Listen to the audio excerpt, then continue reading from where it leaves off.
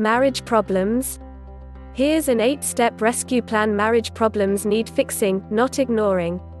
I am a psychologist who specializes in marriage rescue for couples facing marital problems.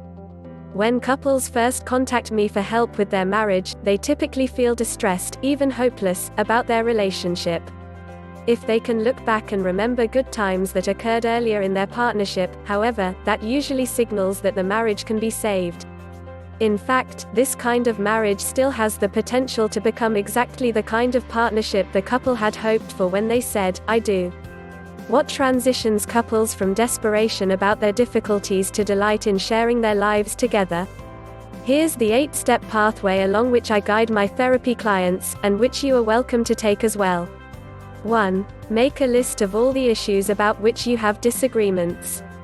This includes the issues that you refrain from talking about out of fear that talking might lead to arguing. Your self-help treatment will be complete when you have both found mutually agreeable solutions to all of these issues and have learned the skills to resolve new issues as they arise with similarly win-win solutions. If the list seems interminable because you fight about everything, from where you should live to the time of day, odds are, the problem is less that you are facing some extraordinarily challenging differences, rather, it's more likely that your manner of talking with each other needs a major upgrade. 2. Fix your focus solidly on yourself.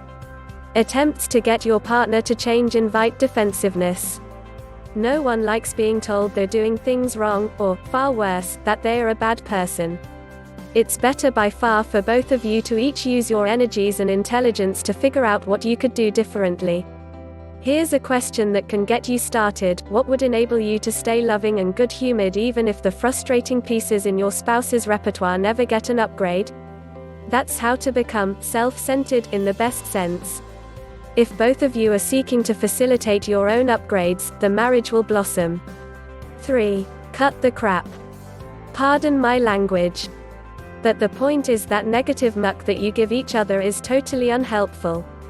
It only taints a positive relationship. That means no more criticism, complaints, blame, accusations, anger, sarcasm, mean digs, snide remarks. Get it? No more anger escalations either. Stay in the calm zone. Exit early and often if either of you is beginning to get heated. Learn to calm yourself, and then re-engage cooperatively. Article continues after advertisement.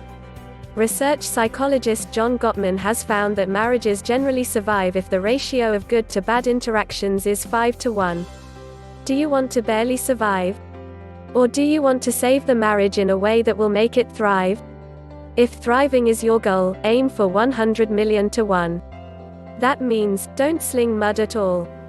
Cut the crap. 4. Learn how to express concerns constructively.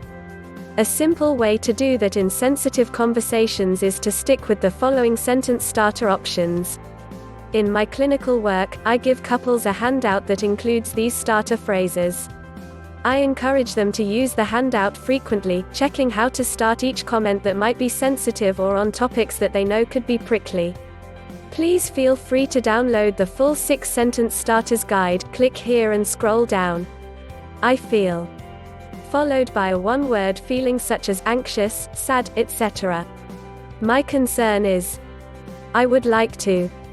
Note, never use I would like you to. How would you feel about that? Or what are your thoughts on that? 5. Learn how to make decisions cooperatively. I call collaborative decision-making the win-win waltz. Win-win decision-making aims for a plan of action that pleases you both.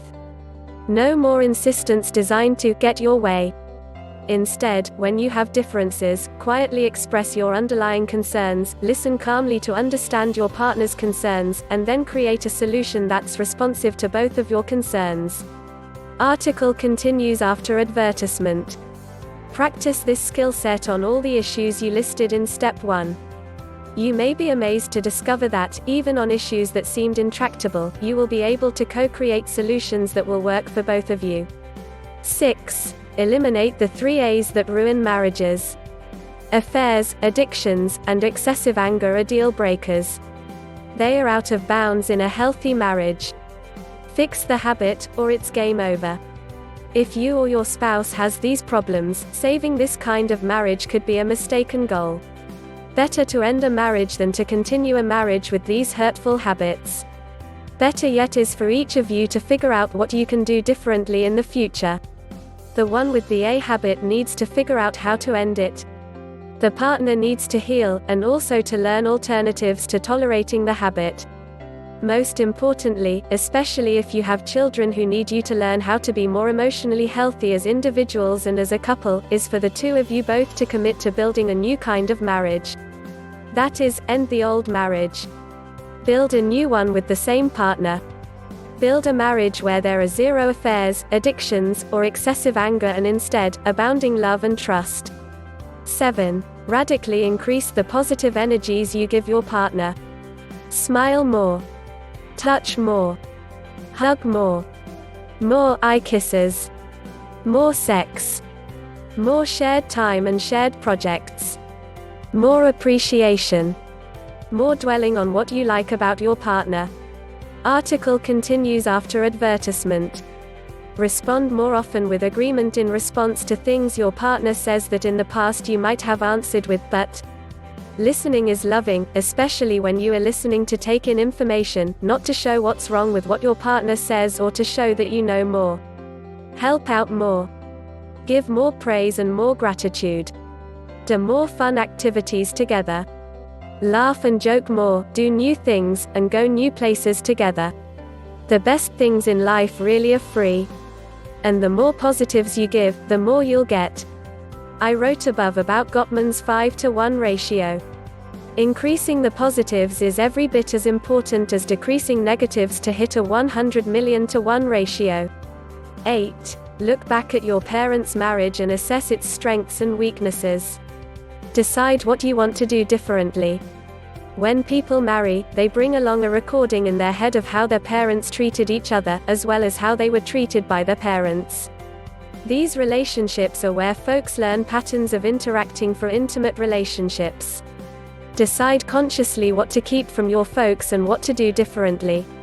Ready to get started?